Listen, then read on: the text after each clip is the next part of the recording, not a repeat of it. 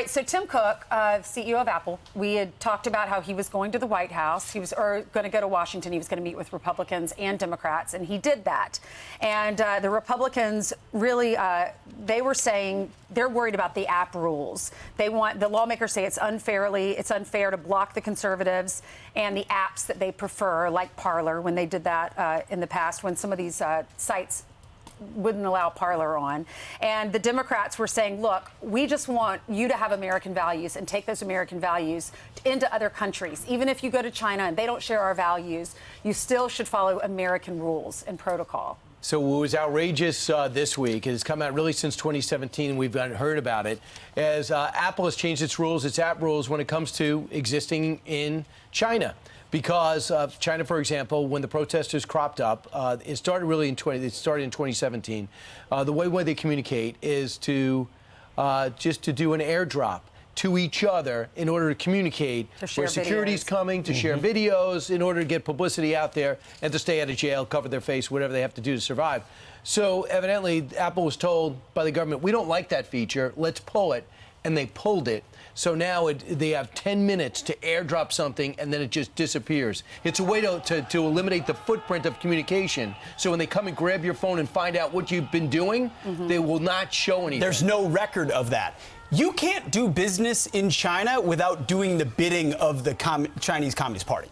You just can't. That's how they run their country. Tim Cook has made that decision with Apple a long time ago. If you look at your device, it always says, designed in California. Well, Apple's not a company without China. They make everything there. So Tim Cook is completely beholden to the Communist Chinese. So he's willing to tinker with the idea of taking conservative apps off in our country. But when it comes to the dictators in China, they say jump, he says how high, because he doesn't have a business without them. So yes, they're an American company on paper, but they're really completely beholden to the Communist Chinese. And in moments like this, it's most clear. Yes. When they say, OK, ban WhatsApp, ban AirDrop, because we need you to censor our people. And Tim Cook has to say yes. Tim Cook says that he did this AirDrop feature where you can't AirDrop anyone in your contacts after 10 minutes of use. He did this feature, I think when you're out of range, he did this feature in China first last month. And he told lawmakers yesterday this was for security purposes and it will be rolled out globally. So coming to a theater near you. Yeah. So Hillary Vaughn had a few questions for Tim Cook after his meetings. Let's look at how this went. Hi, Mr. Cook. Do you support the Chinese people's right to protest?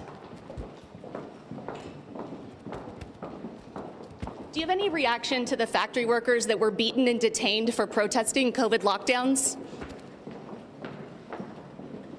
Do you regret restricting AirDrop access that protesters used to evade surveillance from the Chinese government? Do you think it's problematic to do business with the Communist Chinese Party when they suppress human rights?